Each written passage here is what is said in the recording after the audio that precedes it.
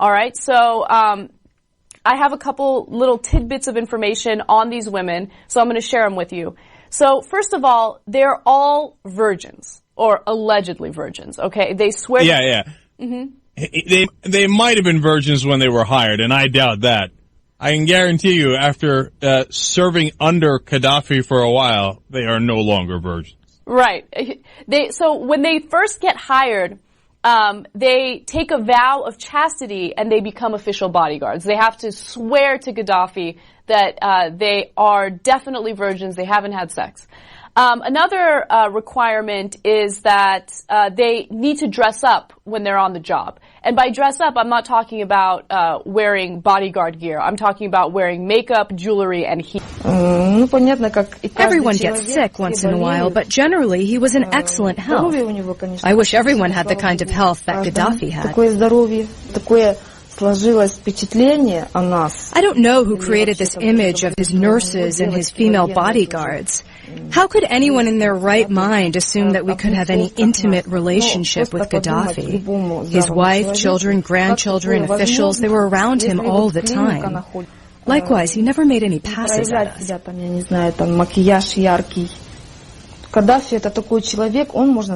Gaddafi was quite considerate. I don't know much about how the nannies were treated in his family, but as for us, he treated us very well. He never shouted at us, was always calm and friendly. Every year on September 1st, Gaddafi presented us with souvenirs, like this medallion with his picture, and this watch with his picture too. He gave those kinds of presents not only to his nurses, but to everyone who worked in his inner circle. When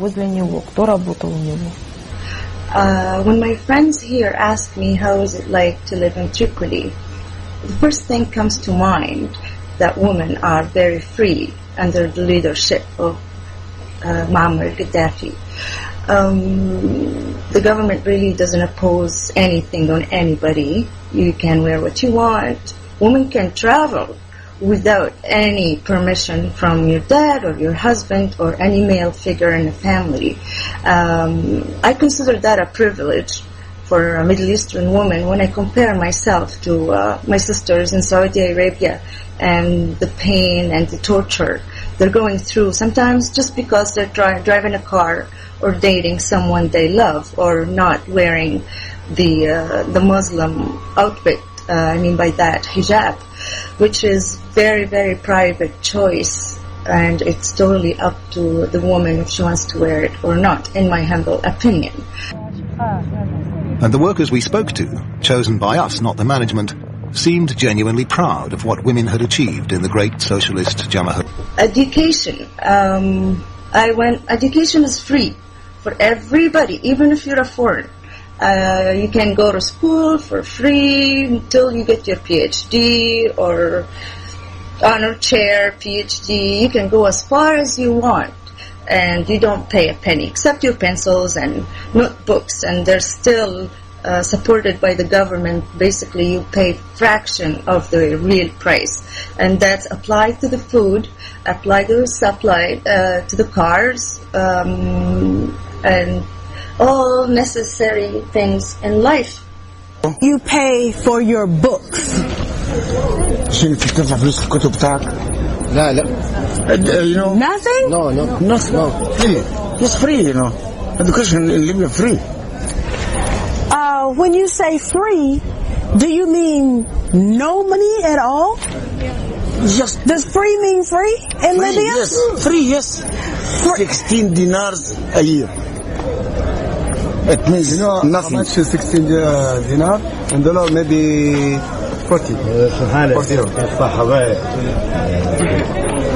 1 year. No, not $40. No, no, $40. 16 dinars. Dinar, $14. Yeah. 1-4. Tell them. Yes. That my cousin. Yes. In the United States. عمها في أمريكا. Yeah. Has a master's degree. عنده ماجستير. She now owes the bank more than $100,000. عندها bank, yes. Because she had to pay tuition to go to school. Yeah. I know that because you know. No, tell them. Make sure they tell them. بيقول لك عشان واحدة تقرأ غدا في الماجستير دفع $100,000 عشان تقرأ. We are free. So in the United States, to get an education is almost impossible. Yes, قالت لك في أمريكا عشان تحصل تعليم مستحيل. We here. Very special. Free, yes. Tell them lucky. Yeah, قالت لكم أنتم محظوظين. Well, actually, I have two questions, if that's okay. The first question is, if you have anything to say to President Obama, what would it be? عندكم أي حاجة بتقولوها للرئيس أوباما؟ امتحانات. ما فيش امتحانات. الأول قصفونا وإحنا في لحظة امتحان كنا قصفونا. She said that they have a hard time to make a final examination, but they are trying to just finish this final examination. So they they working under fire. أضرار مادية في تلك اللحظة وبعدين عقبت أضرار نفسية. طبعا ما عادش يقدروا يتجهزوا. First it was physical just damaging, and now this started to be psycho damaging. صارت انهيارات عصبية لبعض الفتيات. Collapse for civilians, you know, especially for girls, you know. حالات الفزع. Terrifying, you know.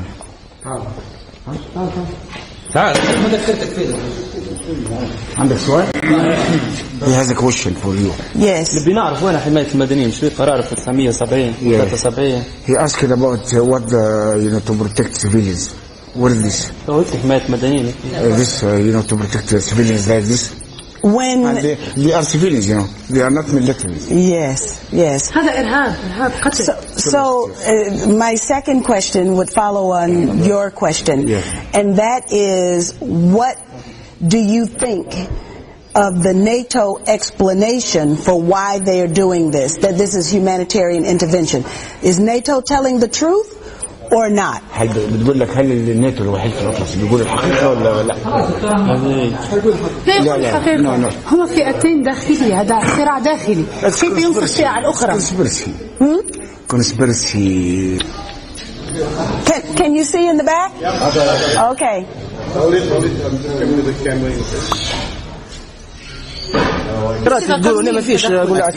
illegal. Yes. ما فيش أي تدخل. نحن نعرف القانون.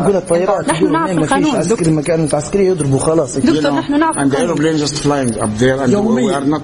We don't have any military camps here. Yes. It's a university. Yes. A very decent educational and medical system, the best in Africa, and it scored similarly to Chile and Argentina in the United Nations Human Development Index. Why will not one single American journalist mention this? Why don't they know this? Have they all been picked and selected to be cheerleaders for an imperialist war machine that destabilizes country after country? What we can do and will do is support the aspirations of the Libyan people. I'll try to be as brief as I can. When the revolution in 1969 happened, the first thing Gaddafi says that rent is a very, very terrible thing for families. So, and having a house, owning a house, it's a basic human right, and nobody has to pay rent.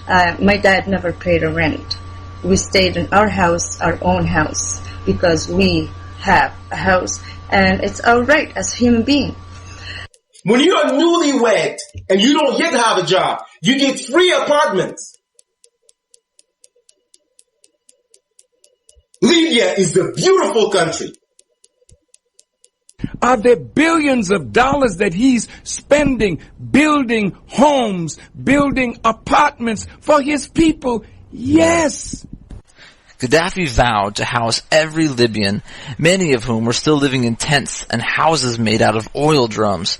He also vowed that his own parents, who lived in a tent, would not be housed until every Libyan was housed. His mother had only one complaint. Her son insists that they remain in their tent until every Libyan is properly housed. He fulfilled that promise, his own father dying before he had the opportunity to move him into a home. Large-scale housing construction took place right across the country, all Libyans being given a house or apartment to live in for free.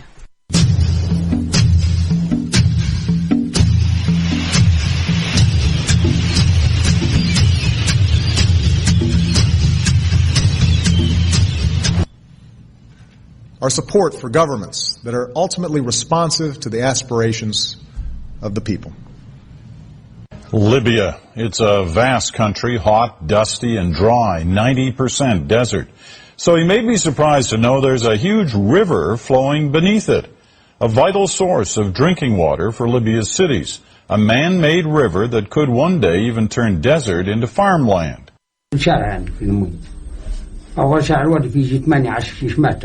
قاعدين بيرسموا الحكومة يعني هذه نعمل لها حتى بيوتكم تو فيها لا فيها المية كلها المدينة خلينا نطقى فيها من الحد إلى الحد عندنا الخزانات يدروهم.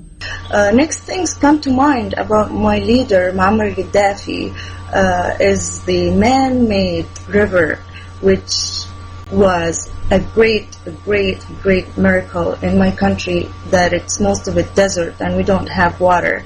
And he managed to get the water out of the desert and spread it all over Libya so we can have good water, so our food would taste better. Has Gaddafi used the oil money to build Libya? Yes. Did Gaddafi use oil money and discover water under the Sahara Desert and brought that water to the surface and brought water from Benghazi all the way to the border almost of Tunisia? Did he impose farming in the desert so that they could feed their own people? Yes.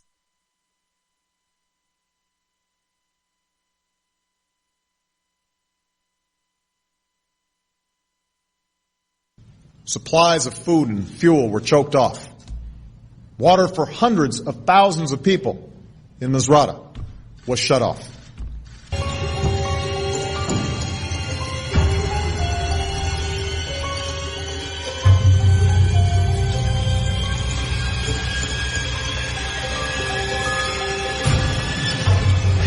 هي الأنابيب التي تنتقل عبرها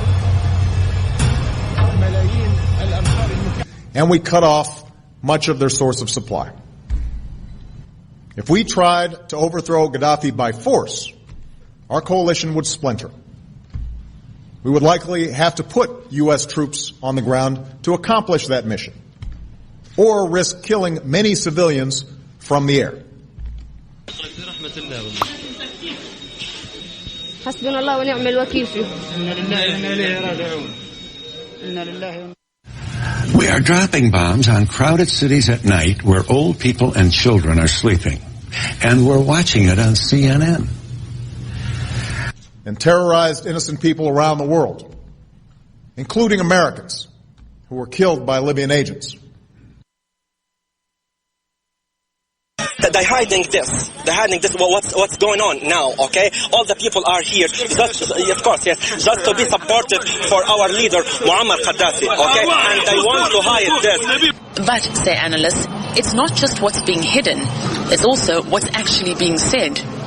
What we're getting is a pro-U.S., pro-Pentagon, one-sided picture of a situation which fills the media with the idea that there's freedom fighters involved in Libya, and that there's a government regime that's been an atrocious terrorist government for since 1970, roughly. This is nonsense. For them to call this and say this was government propaganda to hold us there as human shields when they didn't even leave the hotel, the correspondent didn't leave the hotel and go and see for himself, is ridiculous. We were taken there, we went in through the security, we filmed the building, we were given 15, 20 minutes to do that. 5 minutes at Gaddafi's tent, and then we were taken out. And I was literally physically pushed back on the bus when we left. That's how quickly the government officials wanted to get us out. If I sound angry, it is because I am. As I say, I expect lies from the government here. I don't expect it from other journalists. And it's frankly incredibly disappointing to me, Wolf.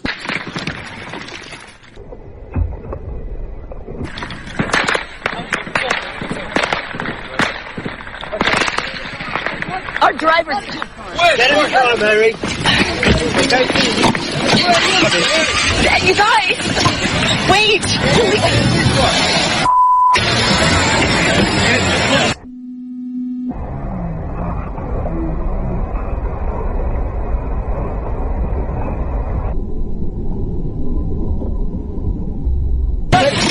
Get in, Mary. Wait.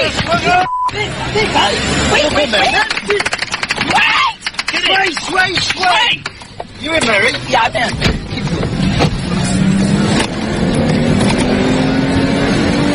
Okay, just calm down. Slow. Down.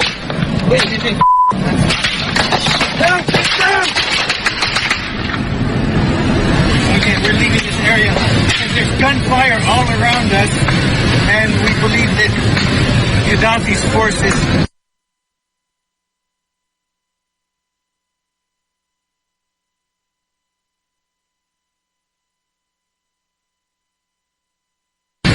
And we believe that Gaddafi's forces are doing a roundabout movement. So we are rushing out of this area. You alright, guys? Alex? Everybody's fine. Hot water from a pot was poured upon the head of this woman. Now, when you see the burns on her body, throughout her body, from her head all the way down to her legs and possibly her feet, you should question, did this woman stand right there while hot water was poured on her? And it is said in this video that she resided and worked in the Gaddafi family compound. Over the last many months, the Gaddafi compound has been bombed by NATO. Being bombed by NATO means that you're going to have a lot of bodies that have been burned by hot metal, hot liquids from the bombs. So this is what you see with this lady. Are they using her? Coaching her in what to say? Is she afraid for her life? I'm sure she is, because people know that she worked for the Gaddafis. She lived in that compound.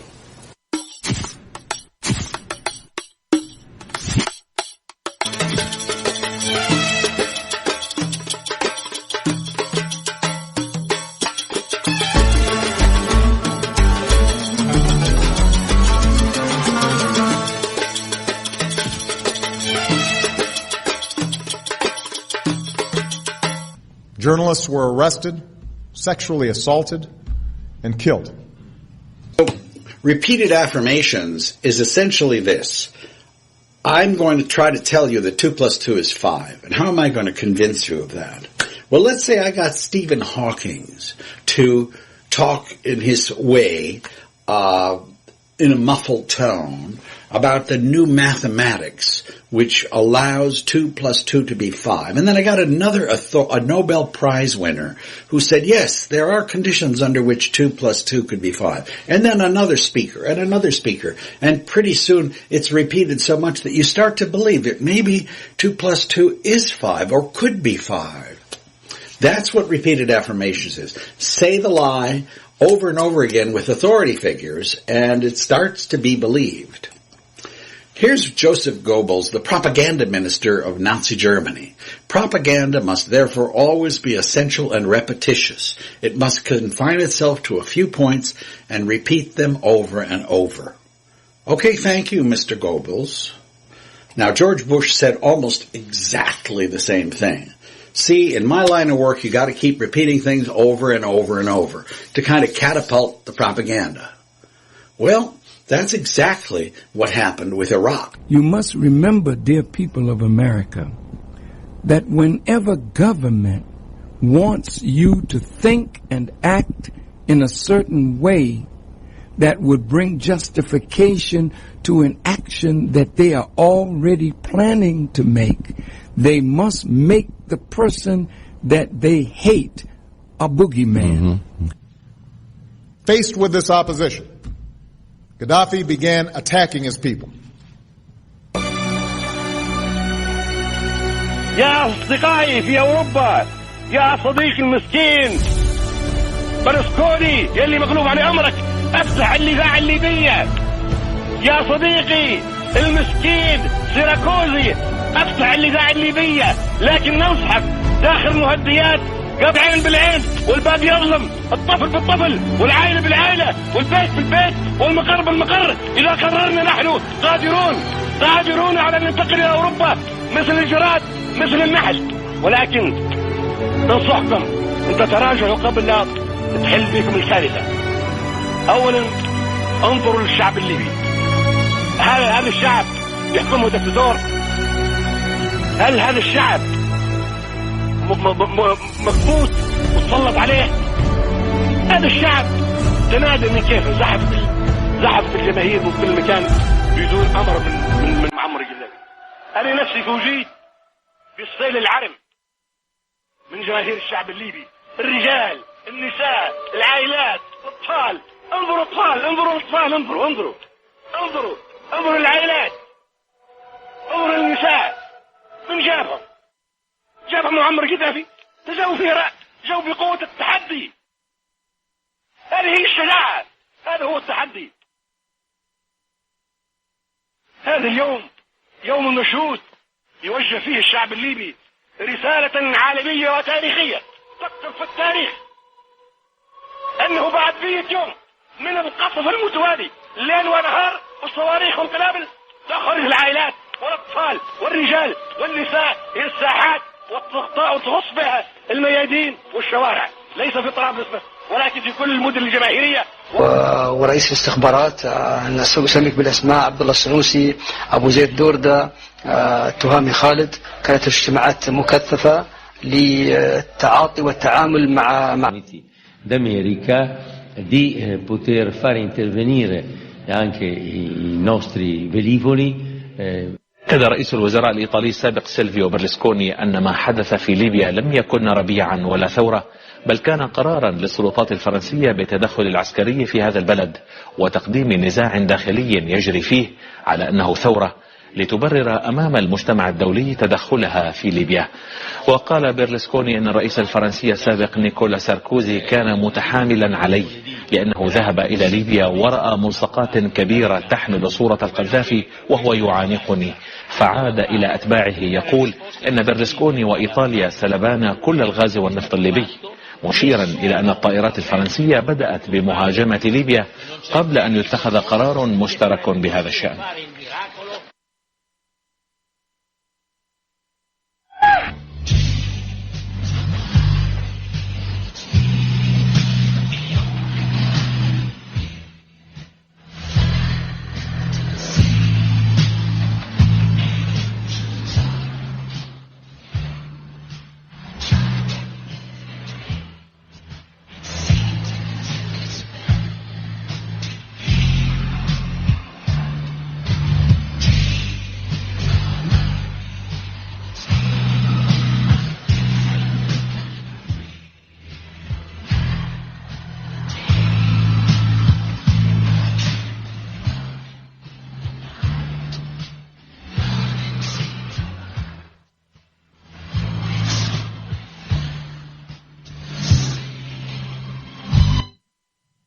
I made it clear that Gaddafi had lost the confidence of his people and the legitimacy to lead.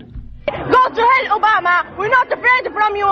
We're not afraid. We are with Muammar Gaddafi. This is the Libyan people, not you. This is the Libyan people. All the Libyan people with Muammar Gaddafi. Muammar Gaddafi, our leader. We will not let him go, and he will not go. There's no revolution after Muammar Gaddafi revolution. There's no revolution.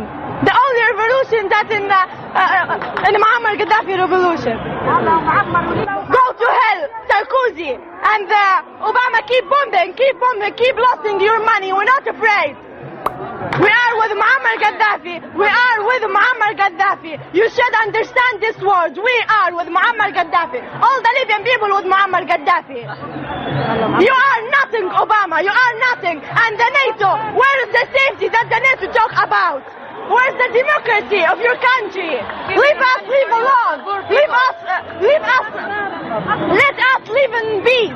Let us live in peace. We won't live in peace. I'm peace with Muammar Gaddafi. Muammar Gaddafi give us the safety. Give me the freedom. Give me the freedom. Give the Libyan people the freedom. In this particular country, Libya, at this particular moment, we were faced with the prospect of violence on a horrific scale. At this particular session, they were debating nothing more exciting than a new system of awards for good citizenship. Even so, there was plenty of argument.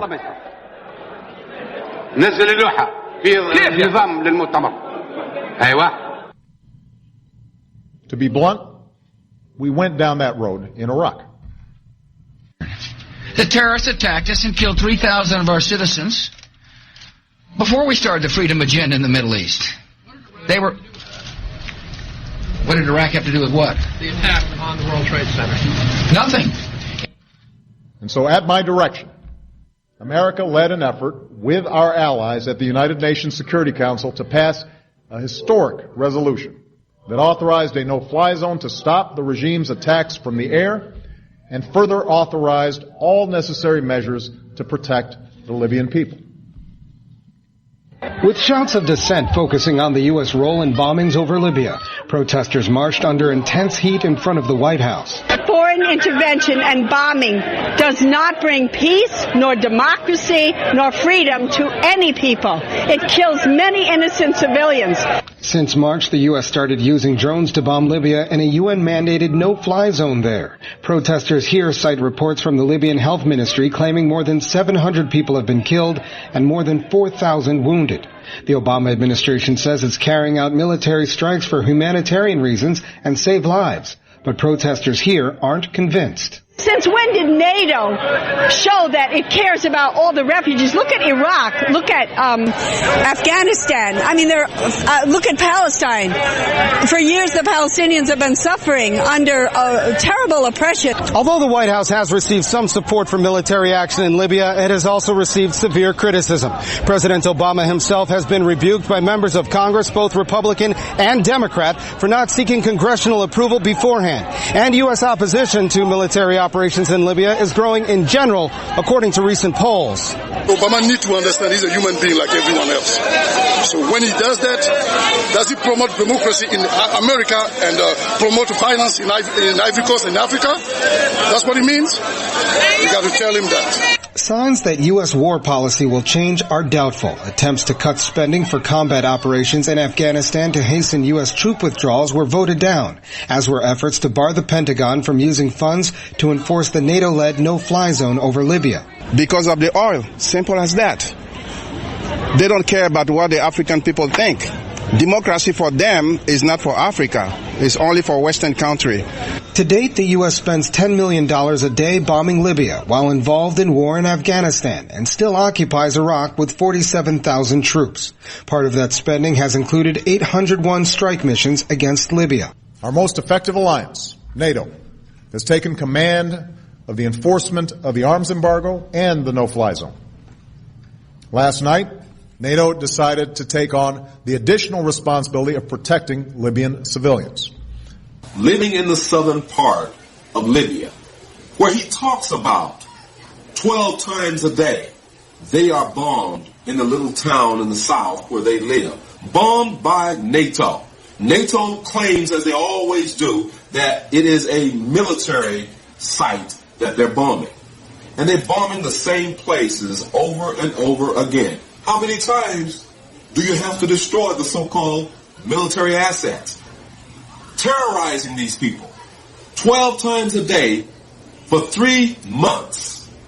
Yes, exactly. My area is bombed from the natural forces 12 times. Until yesterday. Right. They get fears and terrifying everywhere because we have near houses, my area, and they say they targeting is the military locations. But exactly, we have a lot of civilians' houses that every day children cries from what's happening from the natural governments. They say we're coming to protect civilians. Under protect civilians, they kill civilians. We speaking about 3 months, every day, maybe 12 days, 12 times. Every day? Yeah. 12 times every day for 3 months. And now it gets horrible. in this time. It's intensifying. Yes, aggression is more worse. They say military relocations, but okay, you destroyed this military relocations, so why you bombing again? In the face of the world's condemnation, Gaddafi chose to escalate his attacks, launching a military campaign against the Libyan people. Innocent people were targeted for killing. Hospitals and ambulances were attacked. This is for Obama and you, Sarkozy. You said you want to protect the civilians. Those are the civilians you want to protect inside the hospital. This is not military place. This is hospital, female and surgical department in a hospital. You want to protect only civilians, bomb on their heads. This is the blood of the civilians from a hospital. Those the civilians you want to protect. Thank you very much.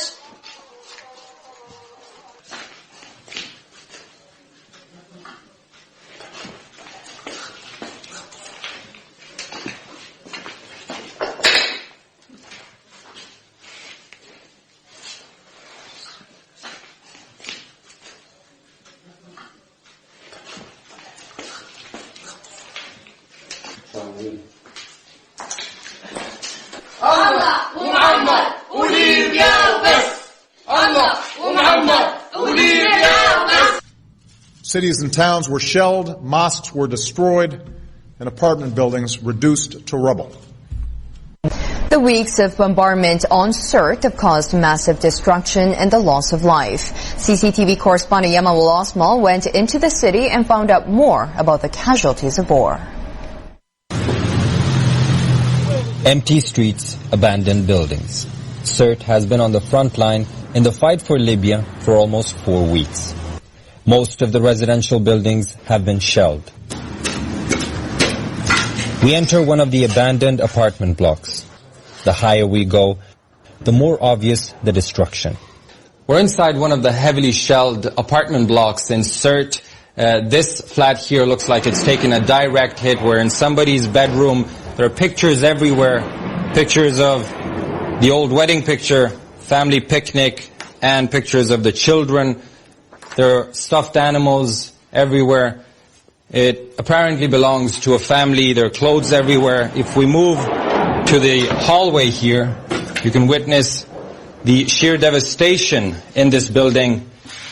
The school bag belonging to one of the children, their English book, and this Valentine Day card from someone named Muhammad to Hanan, dated this year. It just goes to show that in the battle for Sirte, most of the targets have been civilian.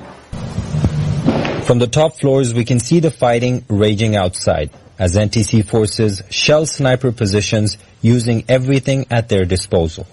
Well, I'm actually standing in what was someone's bedroom. The sheer devastation and the destruction to the civilian area is hard to describe. According to NTC forces, this building was targeted by NATO missiles because it was being used by pro-Gaddafi forces as a base in the civilian area.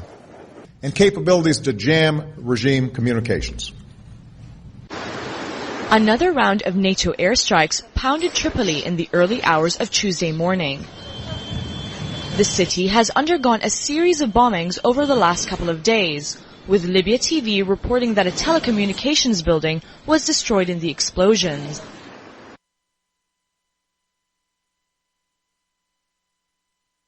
Nearly 700,000 men, women, and children who sought their freedom from fear.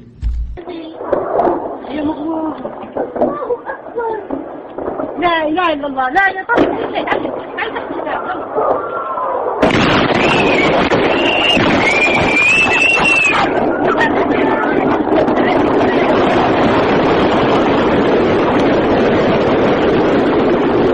والله يدبح في السماء يلا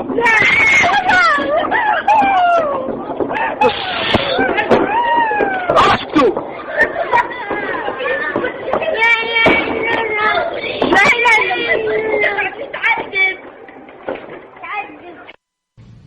We knew that if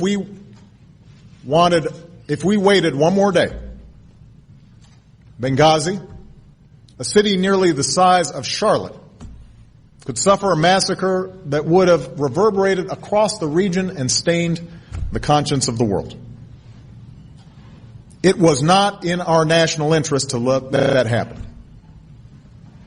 I refused to let that happen.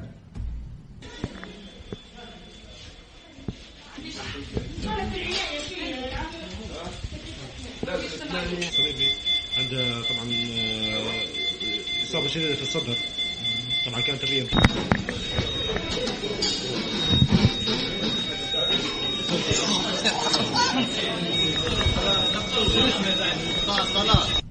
Military jets and helicopter gunships were unleashed upon people who had no means to defend themselves against assaults from the air.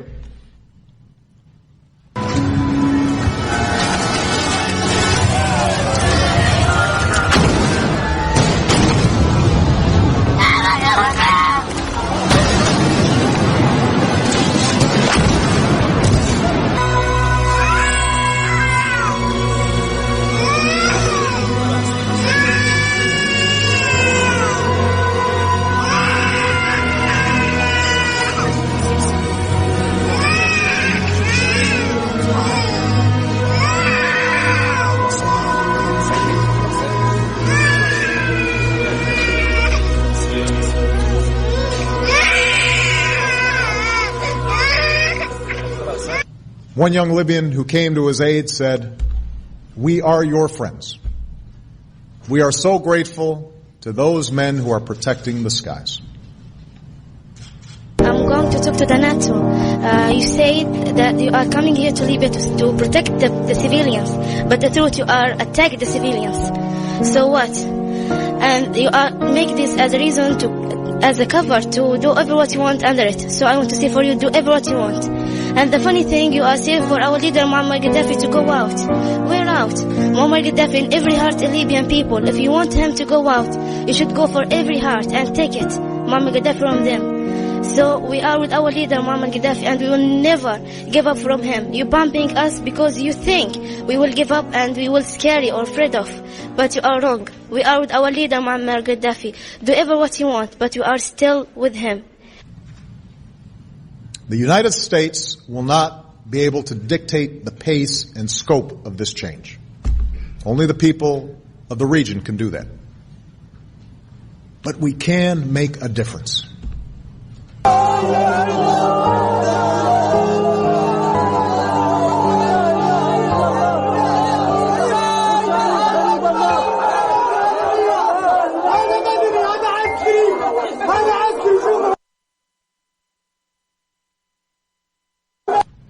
As one Libyan said, for the first time, we finally have hope that our nightmare of 40 years will soon be over.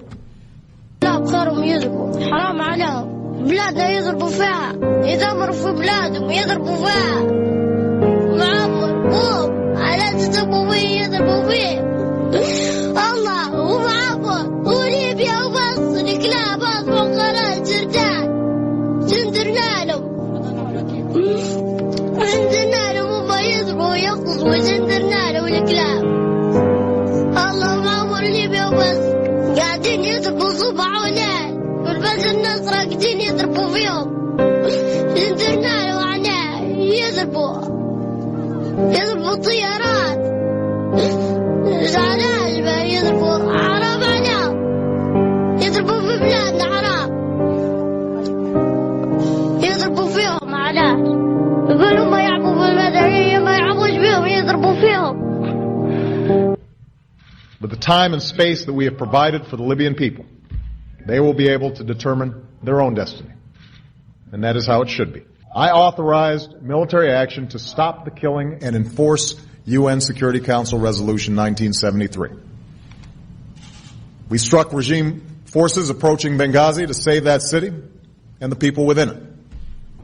So in every nation, brothers and sisters, there is dissatisfaction. And what the CIA does is go into a country and move among the people that are dissatisfied to stimulate a revolt against a leader that they don't like because they want regime change. In this effort, the United States has not acted alone. Instead, we have been joined by a strong and growing coalition. This includes our closest allies, nations like the United Kingdom, France. So something is under this. And so when America, England, France, three imperialist powers want to destabilize that country, is it that you're so concerned? Now listen to this hypocrisy, American people. Is it that you're so concerned over the blood that is being shed in Libya when you look the other way when the Israeli Defense Force was bombing the innocent people of Gaza? Unarmed men, women, and children, but our government looked the other way? You looked the other way when the Israeli Defense Force went into Lebanon thinking that they were going to have an easy victory? Then you had to come out with your tail between your legs? Don't tell me and wise black people or white people that you're interested in black suffering. Where were you in Rwanda? Where are you in the Congo? Why did you go to Darfur? Because oil is there. No, you don't want to save the Libyan people. That's your noble motive to hide your wicked agenda. The problem is really dumb people. They get a say in everything too, and they're subject to a lot of tricks. Mm-hmm. They're subject to nationalism. They're subject to these kind of ridiculous rah rah rah America speeches that don't say jack shit. They say nothing. It's all just this cheerleading fucking event, and they're subject to it. They can't help it. They're dumb. They don't know they're being bullshitted. They grew up around dumb people. They go to work with dumb people. There's no one in their family that's interesting or asks any questions at all, and they just get sucked right into it, man. This society is so greedy, we're willing to go to war. We're willing to go places and send these big metal machines that kill people and fuck people up just so we can make more money. Is the developed world sincere in its proclamation to help the developing world rise? Or is this humanitarian lipstick on an imperialist pig? All of whom have fought by our sides for decades. And it includes Arab partners like Qatar and the United Arab Emirates, who have chosen to meet their responsibilities to defend the Libyan people. Libya's cash-starved rebels got a much-needed boost. Nations here signing off on promises of more than $1 billion of aid. Gaddafi declared he would show no mercy to his own people. He compared them to rats and threatened to go door to door to inflict punishment. A month after Tripoli fell into rebels' hands, those who backed the old regime remain defiant but fearful. Fervent support for the ousted leader dissolves once they see our camera. People here like Muammar Gaddafi. We are television, so could you tell it on camera? Why? It's danger. It's the same situation with others too. Gaddafi's 100% good. We don't want this revolution. We don't know the rebels. We want them to go away. We are from television, so but could you tell it on camera? No, thanks. If I appear in front of the camera, they will send a bullet to my head. Who? The criminals. You don't know them? You call them the rebels. Hey guys, do you remember Ihab, the black guy? He was arrested a few days ago after he appeared on TV. Don't do that. If we say something in favor of Gaddafi, they can kill us and arrest us. Of course, many are in fear. The rebels, they only represent themselves, not the Libyan people. This revolution started with killings to intimidate through fear. Their hands are covered in blood.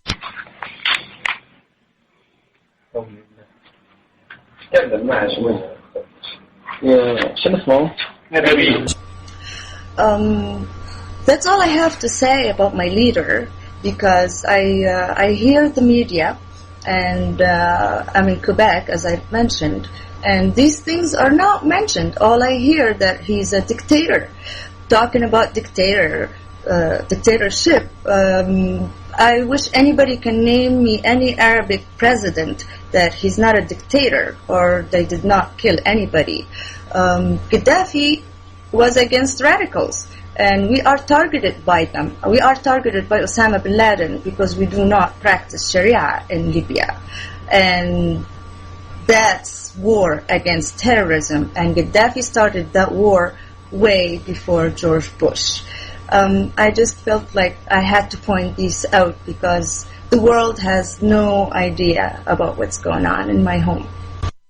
In October of 2010, Gaddafi was the first and only leader in the Arab world to formally apologize for the Arab role in the trade and capture of Africans. This infuriated Arab leaders. Be careful how you manipulate the dissatisfaction in Libya and other parts of the Muslim world. Anti-Gaddafi rebels freed a prison in Tripoli. Today, CNN has learned that among those liberated inmates are hundreds of men who are believed to be supporters of Al-Qaeda. They're now on the loose. The man who uncovered this story is CNN terrorism analyst Paul Cruikshank. He has been to that prison in the past, joins us live from London. Paul, give us details on just who is now free in Libya. Well, what we're hearing, Drew, is that up to 600 prisoners from this prison are believed to be pro-Al-Qaeda militants, people who were imprisoned there by Gaddafi, who've been there for several years. We had a unique ability to stop that violence. Both Sarkozy and Cameron have announced that they will continue helping the rebels. Particularly, Nicolas Sarkozy has said that NATO will continue bombing Libya and military facilities here in Libya till the rebels take control over the whole of the country. As first a few, then up to 9 African men are shoved into a gatehouse, arrested by anti-Gaddafi forces.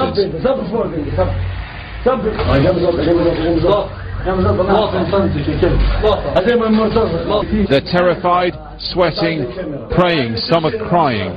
They're convinced they're going to be shot. They keep whispering to us, stay here with us, stay here, please. In just 1 month, the United States has worked with our international partners to mobilize a broad coalition, secure an international mandate to protect civilians, stop an advancing army, prevent a massacre. This is Hesham Mansour, a 27-year-old Libyan soldier and patriot. He was beaten to death by a crowd who called him a mercenary, depantsed, abused, and then left hanging on a fence.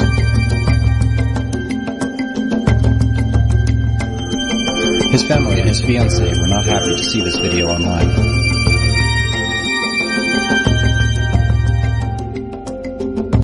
That we would focus our unique capabilities on the front end of the operation, and that we would transfer responsibility to our allies and partners.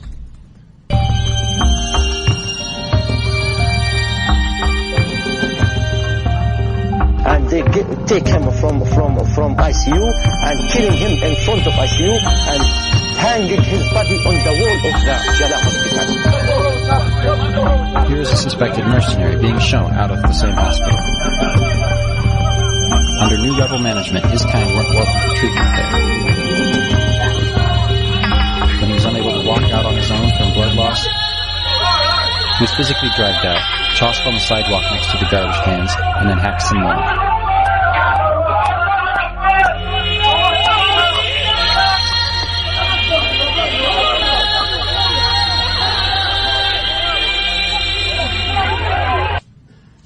Thanks to the extraordinary sacrifices of our troops and the determination of our diplomats, we are hopeful about Iraq's future.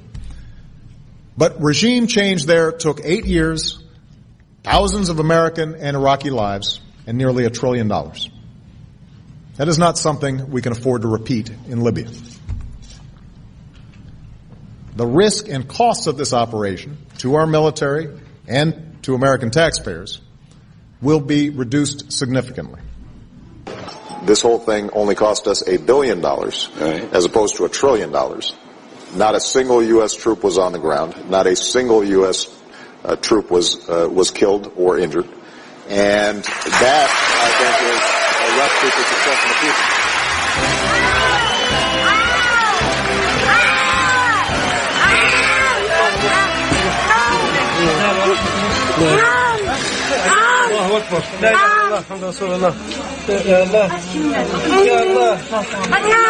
I am both surprised and deeply humbled by the decision of the Nobel Committee. The Nobel Peace Prize has not just been used to honor specific achievement, it's also been used as a means to give momentum to a set of causes. And that is why I will accept this award as a call to action. Well, this is what we've become, and there's his call to action. And if you believe this world has a right to see this footage so they can make their own decision, get this video out to everybody and demand YouTube and others stop buckling to government pressure to shut down the truth. You know, you've seen where YouTube admits, their parent company Google, the federal government, is telling them to shut down police brutality videos, shut down videos, quote, critical of the U.S. government. We are becoming the equivalent of communist China and its atrocities. And it's wrong. If we're going to criticize the Chinese for censorship, it's time to point out what's happening. So I'm throwing the gauntlet down. We're putting this up on the YouTube channel. And I'm going to have to take action because the people, like Walter Cronkite said, have a right to not be manipulated and lied to. They have a right to see what's really going on in their name. And that little child in absolute horror with the whole bottom of their face blown off is just a snapshot of the millions that have been killed in these globalist wars. And it needs to stop. It needs to come to an end now. We will work with the international community to provide assistance to the people of Libya who need food for the hungry and medical care for the wounded. We will safeguard the more than $33 billion that was frozen from the Gaddafi regime so that it's available to rebuild Libya. Early in 2011, Libya was faced with a chaotic insurrection, partly inspired by the revolts in Tunisia and Egypt, and partly led by Islamic fundamentalists. In March, NATO forces, mainly from France and Britain, began aerial bombardment on the pretext of protecting civilians, but the intervention sided with the rebels and armed them in violation of the UN Charter. With NATO's help, the opposition forces occupied the capital and later carried out the extrajudicial killing of Gaddafi. Since NATO's, quote, humanitarian intervention and the murder of Gaddafi, the country's territory has become a battleground between feuding warlords and Islamic fundamentalist groups, including the Islamic State. Libya no longer has a functioning government, and the gains in public welfare under Gaddafi have been greatly diminished. You went for humanitarian purposes, yet 50,000 Libyans lie dead because the West wanted access to the wealth of Libya. After all, the money doesn't belong to Gaddafi or to us. It belongs to the Libyan people, and we'll make sure they receive it. The country's economy plunged into crisis as well. There was a six-fold drop in oil production, while GDP fell by more than half. Once considered one of Africa's richest nations, now almost a third of all Libyans live below the poverty line. The country also remains torn apart by different political factions. 40 years of tyranny has left Libya fractured and without strong civil institutions. Thank you all for listening. I'm Gary Null. Have a nice day.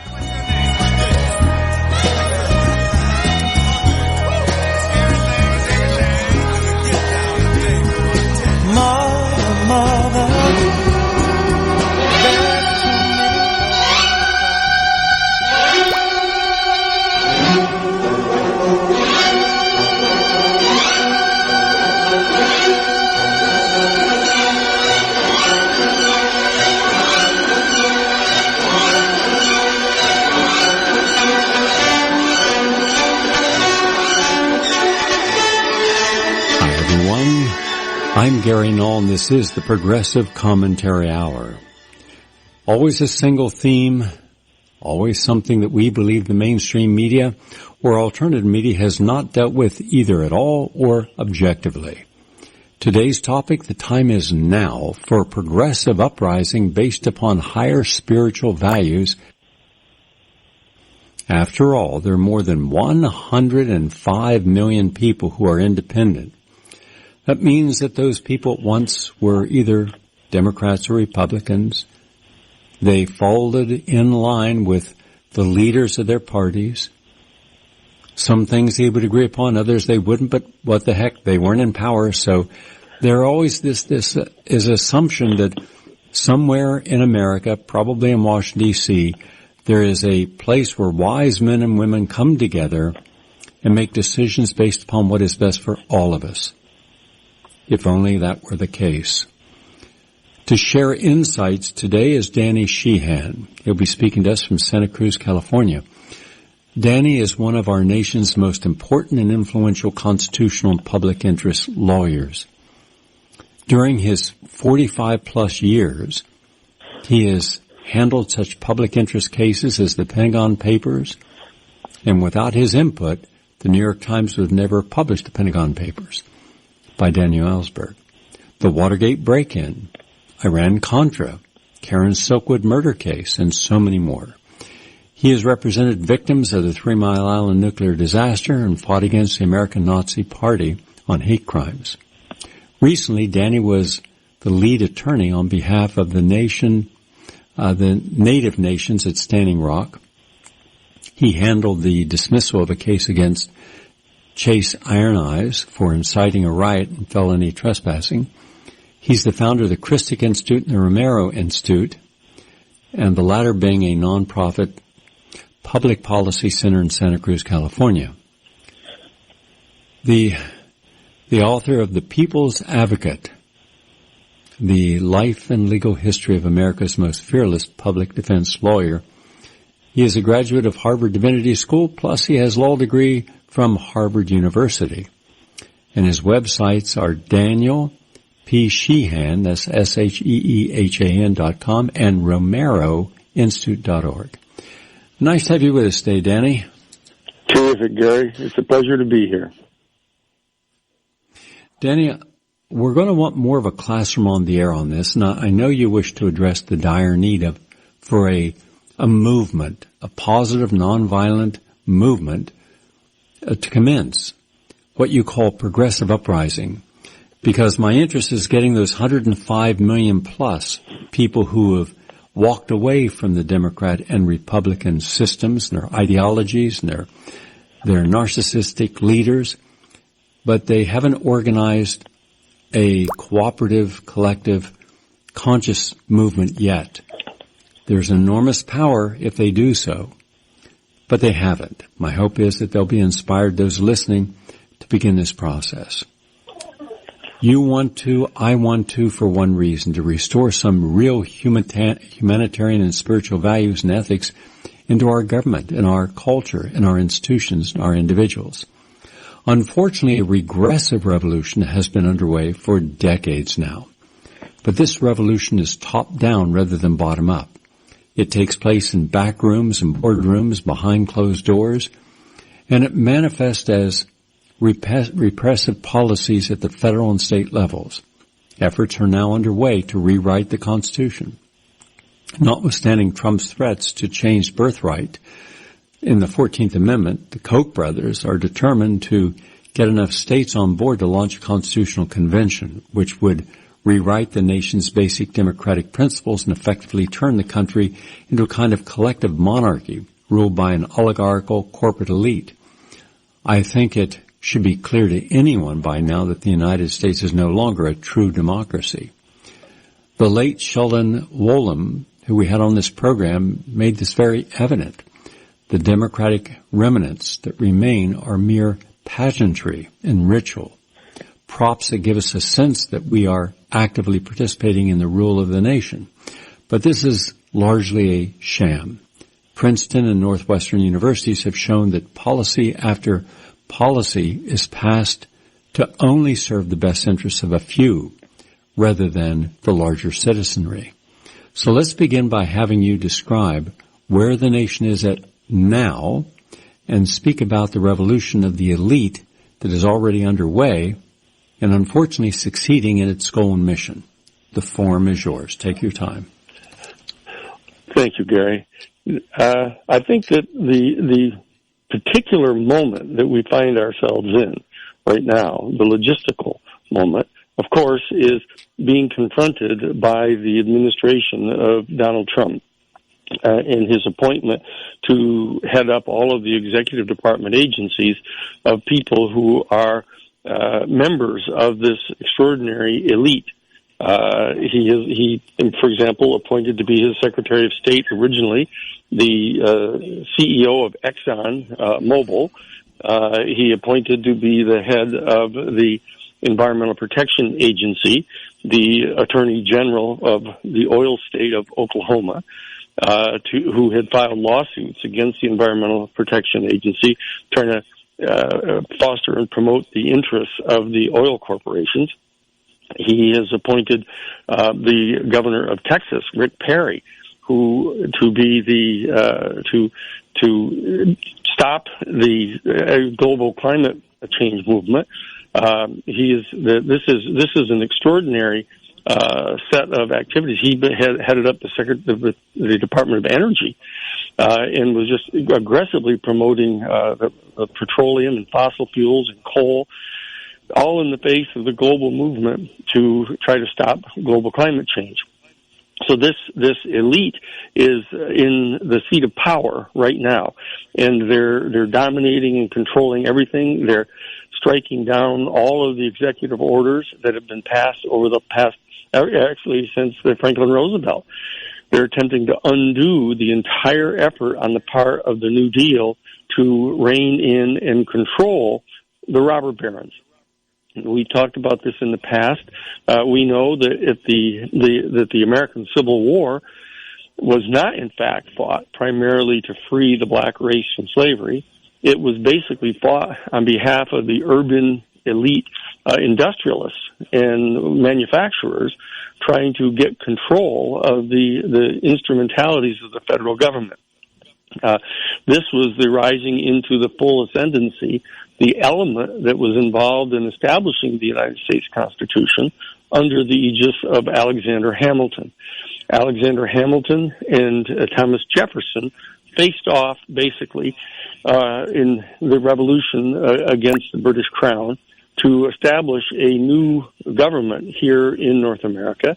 And Alexander Hamilton wanted to have it be basically a monarchy on behalf of the elite, the white male financial interests and property owners, etc. Thomas Jefferson and Thomas Jefferson and Aaron Burr and James Madison and others were much more egalitarian. They were much more in favor of having regular people participate in the decision-making process of the government, and they were expounding a natural law theory that asserted that fundamental rights resided in the people, that the individuals had these profound fundamental rights over and against the collective.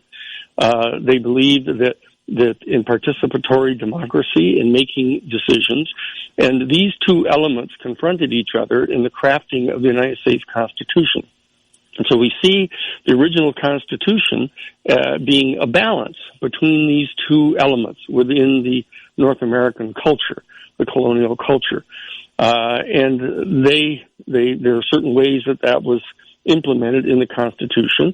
For example, the Alexander Hamilton and his elitists had the dominant control over creating the actual 3 articles of the original Constitution in 1789, and that Constitution set up a mechanism whereby the people ourselves didn't even get to vote for the president. There was, in fact, a electoral college that was set up, and in fact, we did not even vote for the United States senators. The state legislatures picked the senator from their particular new state. The legislatures are the ones that made all the decisions, and in order to run for the state legislature, you had to be a white male property owner. And in fact, to vote for the legislators in the states, you had to be a white male property owner. So with the creation of that original document in 1789, the ascendancy of the Hamiltonians and the elitists was dominant. the Jeffersonians and the Madisonians and Aaron Burr and the others were able to get an agreement that they could put in 1791, immediately after the ratification of the body of the Constitution, the Bill of Rights that set forth this entire fundamental theory of natural law that individual human beings possessed by dint of their role in the universe. This natural law concept that individual human beings, because we had consciousness and reflective consciousness and intelligence and the ability to exercise free will, that we were endowed by our Creator, as they said, with these inalienable rights, and that they were asserted over and against the power of the elite at that time, the elite business interests and financial interests. So that balance was struck at the very beginning of our constitutional history. And that struggle went on all the way from 1791 all the way up to 1864 when the American Civil War took place. And that Civil War, well broadcast around by high schools and colleges and civics classes, being allegedly to free the black race from slavery, was in fact a major confrontation between these two elements. And unfortunately, the people who were in favor of local law and democratic principles, etc., did in fact seize upon trying to protect the rights of the slave owners, and that was a terrible, terrible misjudgment that happened. And so it allowed the industrialists and the urban financial interests to portray the war after in history as a war to free the slaves. But the fact of the matter is that since the end of the American Civil War in 1868, there was this period of a short period of 30 years between 1868 and 1898 with the rise of what has become known as the robber barons. That this was the age of imperialism, the robber baron era. This is the era in which, some 30 families ended up seizing control of all of the economic regions of the economy. They ended up dominating the railroads, the shipping lines, the manufacture of iron and steel, all of the oil and petroleum and energy domain. All of these major areas were taken into private possession by the members of these 30-some families. And they all sat as members of a private investment firm called Brown Brothers Harriman in New York City. They had a law firm, Sullivan and Cromwell, that did their bidding, and they ended up establishing the age of imperialism, reaching out to send military forces into South America to overthrow the governments down there and take control of their resources, expanded out into the Pacific Ocean. There was this entire era that went on through the robber baron era, and they created, by putting their corporate lawyers onto the federal benches of the courts of our country, they established a doctrine that the corporation was in fact a person, and that this person of the corporation possessed the same fundamental constitutional rights, natural law rights, as a human being. And they fought off any attempt to regulate the corporation by arguing that it was a seizure of the corporation's property without due process, and that it violated their free speech rights to try to regulate their lying in their commercial advertisements, etc. So there was a whole era that went on during the robber baron era that came to its high watermark in 1898 with the ascendance to power of the McKinley administration. And they seized control of all of the instrumentalities of our American government. And they ended up driving the entire imperial age of them competing with other nation states around the world to take control of the resources of the planet. And that was going on. That led to the clash in Europe of World War I. The United States became directly involved in that. And the elitists basically succeeded in asserting control. But what they did is they ended up driving the entire economic system of the planet into depression. in 1929. And it was when Franklin Roosevelt came to power in 1932, he began to try to push back against these major interests. He enlisted the regular people of the country, the democratic, with a small d, movement in the country, to rise up against them. But what he did, and this is very important for our discussion this morning, this afternoon, and that is that there was a movement that rose up in the United States to oppose the robber barons, to oppose the white male corporate elite in the country, and it was led by the United Methodist Church National Board of Homeland Ministries. And what they did is they originally began in 1874 to try to train all of their Sunday school teachers throughout the country to articulate what the fundamental Judeo-Christian social ethical principles are that were enunciated throughout the history of the Jewish tradition and throughout the early history of the Christian tradition in the first century Christian communities that were egalitarian, they were democratic, they were they shared all of their resources and goods together, they farmed and raised food collectively. All of that original ethos that was in the Judeo-Christian community was articulated during a thing called the Chautauqua movement. That it was named after the center where the United Methodist Church up in northern New York, out by Buffalo, at Lake Chautauqua, would train their Sunday school teachers all summer long from around the country. They would train them, and that they were all talking in their Sunday school classes about how contrary all of the activities of the robber barons were to the basic Judeo-Christian social ethics. And that became a major movement in the country, and the National Board of Homeland Ministry of the United Methodist Church decided to expand their teaching facility up at Chautauqua, New York, to train all of the high school civics teachers throughout the country.